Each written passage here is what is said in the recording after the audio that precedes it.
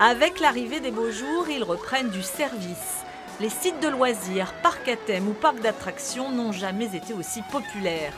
Ils connaissent même une fréquentation record, à l'image du Puy du Fou en Vendée, deuxième parc français, qui a attiré l'an passé 2 260 000 visiteurs. Mais le géant cache une multitude de structures plus modestes qui doivent se montrer à la fois innovantes et prudentes pour rester attractives.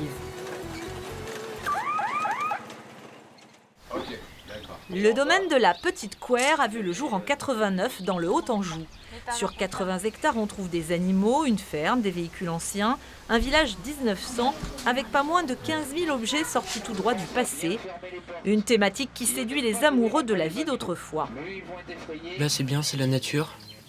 On peut voir des anciens modèles de tracteurs, de voitures. Donc c'est tout ce qui me plaît. Mais en 2017, le domaine a bien failli mettre la clé sous la porte. Car à 77 ans, Joël Nardin, son créateur, voulait passer la main mais ne trouvait pas de repreneur. Finalement, c'est son fils qui a pris la relève en avril. Mais pour pouvoir investir et relancer l'activité, il a dû notamment réduire la superficie du parc, qui est passée de 80 à 30 hectares. L'objectif, tout simplement, c'est de faire à peu près une vingtaine de milliers d'entrées. Normalement, on tourne à 17-18 000. Il faudrait qu'on fasse 2 à 3 000 entrées en plus. Mais bon, on verra si à la fin de l'année, de la saison, là, les entrées seront suffisantes pour pouvoir perdurer tout simplement le site de la Petite Couère. Autre ambiance à Milizac dans le Finistère avec la récré des Trois Curés. Un parc d'attractions qui a accueilli 225 000 visiteurs l'an passé et fait désormais partie du top 10 des parcs français. Sur 17 hectares, on trouve une vingtaine d'attractions, autant de jeux et un camping 4 étoiles qui attire une clientèle familiale. À l'image de l'entreprise dirigée par 2 frères et leurs enfants depuis sa création, il y a près de 30 ans. On a commencé en 1989, on a créé un camping à la ferme de 25 emplacements. Et pour amuser donc nos campeurs, mon frère est parti chercher en Europe ce qui se faisait. Il a ramené une structure gonflable dans son coffre.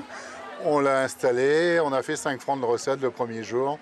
Et depuis cet instant-là, on n'a pas arrêté d'investir. Aujourd'hui, le parc investit 1 million d'euros dans de nouvelles attractions sur ses 4 millions d'euros de chiffre d'affaires annuel. C'est la clé du succès. Écoutez, on aime beaucoup toutes les attractions qu'il y a. C'est très divers, même en fonction de l'âge, autant pour les grands que pour les petits. Et comme on habite juste à côté de Lorient, écoutez, on est à 1h30 de ce parc qui est très bien. Un parc qui n'en demeure pas moins une petite PME familiale aux épaules fragiles. L'important est d'avoir un raisonnement économique dans ses choix. On ne peut pas faire des investissements ou des choix sans regarder les conséquences en termes d'amortissement, en termes de fonctionnement d'entreprise. C'est parti. A l'inverse, le Cobac Park peut lui s'appuyer sur une structure solide. Il appartient à un groupe français qui compte 14 parcs dans 7 pays européens et veut devenir le leader du secteur, un plus pour notre parc breton. Nous avons tous les mêmes problématiques de restauration, de boutiques, d'attractions, de législation sociale. Donc on échange beaucoup sur la possibilité de trouver des solutions ensemble. Le Cobac Park a su lui aussi s'adapter et renouveler ses attractions, une quarantaine désormais. L'été, il propose notamment des bassins et des toboggans, une zone aquatique inédite en Bretagne. Ce qui lui permet d'attirer près de 100 000 visiteurs par an, comme cette famille de Granville venue passer la journée pour un prix raisonnable. Ça revient à 50 euros. C'est raisonnable. Un petit budget, mais pour leur faire plaisir, qu'est-ce qu'on ferait pas? Aujourd'hui, les sites de loisirs n'ont jamais été autant plébiscités par les Français. En 2017, ils ont accueilli 70 millions de visiteurs pour un chiffre d'affaires de 2,3 milliards, d'excellents résultats auxquels la région Ouest a largement contribué.